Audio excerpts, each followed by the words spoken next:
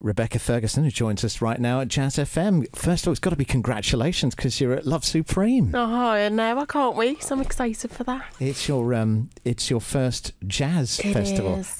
Does that feel a bit scary? Because, you know, a lot of people sort of look at the world of jazz and go, it's a bit serious. It's a sophisticated type of music, isn't it? But you know what I've realised, because that was my first view on jazz, because that's how I always think of jazz. It's sophisticated and it has a sophisticated listener. But as I was really delving into jazz music, I realised, yes, it is all those things, but as well as that, it's got a really lovely relaxed vibe. So when I play now with jazz musicians, we take solos and we have little moments on stage where, and all the jazz musicians who I've worked with, they always say this to me. They always say, Rebecca, don't worry about messing up.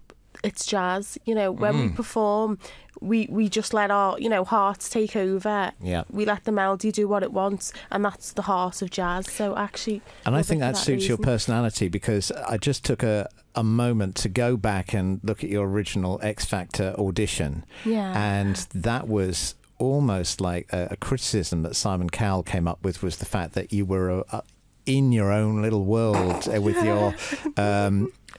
your emotions. Yeah.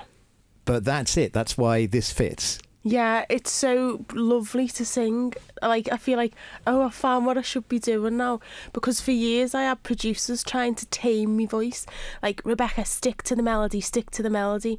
And then I'd record something and then they'd say, OK, Rebecca, sing what you just sang a minute ago. And I'd say, I don't remember. Yeah. Because it just comes out. Okay. So now I feel like I've found the niche that I should be doing. So we decided we'd have a little Billie Holiday as a result of Lady Sings the Blues. Now, you came to Billie Holiday in a strange way, kind of like late in the game, if you like. It's not as if at the beginning of your career you thought, I want to sing like her. No. And in fact, you don't sing like her on this, which is the difference, isn't it, with this album? You sing like yourself. I think you can't really... You know, it's interesting with Billie Holiday. Her melodies are very hard to learn, and I admire her for that, because she's so distinct in how she hits her notes. As a singer listening to her, there's a song, Can't Take That Away, and I had to learn it for a performance I was doing, and I couldn't learn her version, because her version's so distinct and so original that she really was a rare talent.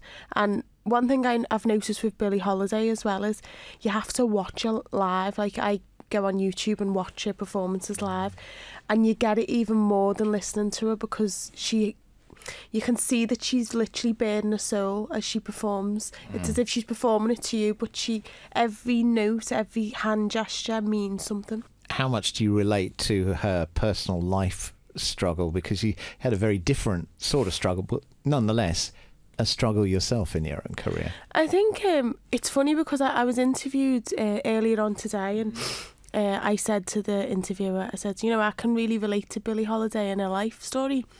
And he turned to me and he said, oh, well, you know, you haven't had a life like that. And I thought, just because people don't speak about their hardships doesn't mean they haven't had them. And just because I only choose to show maybe 20% of what I've been through doesn't mean that there isn't another 80%. And so actually, when I was reading Billie Holiday's life story, it was actually my manager, Jonathan Shallick, gave me an autobiography. I'd already studied her life a little bit in college. Yes. But I was young then, and too young to appreciate an older woman's life, really. But when I was reading it, some of the things that she went through really struck a chord with me. And I think with Billie Holiday, she turned to certain things to distract her from her hardships. So she had drug problems, and she had issues with prostitution, and we can go on and on and on. But some of her hardships I heard, and I was reading, I was like, it was interesting to see how similar. And she pretty much had to harden up. We've got she was a tough woman. Yeah, she really was tough. And that was probably, you know, our necessity out of survival. Yeah. You know, and that survival instinct pretty much you know, carved it out for her. So this is fascinating to hear your take on it. When you come to perform at Love Supreme in July, will it be solely this album, or what kind of a set are you going to be putting on for us? Or is it too early to say? I'm not sure actually. I think I'll definitely be performing songs from this album. I might remix a little old song from one of my previous albums, but the most part of it will be very jazz. Do you have a regular band that you play with now that you kind of know? Yeah, and they're very good. I mean, really, it's amazing working with jazz musicians. Actually, I'm really lucky to have a brilliant band. Is there a sense of freedom that you have now? I mean, is this it?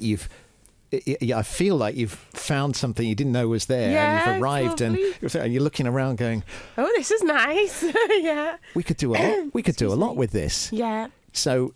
I guess my question is this a one-off project in this genre, or do you think that perhaps you will pursue this area of music more? I'll probably be inspired by this with my next album that I will be writing. So definitely I think this has opened a new lane of music for me. Yeah.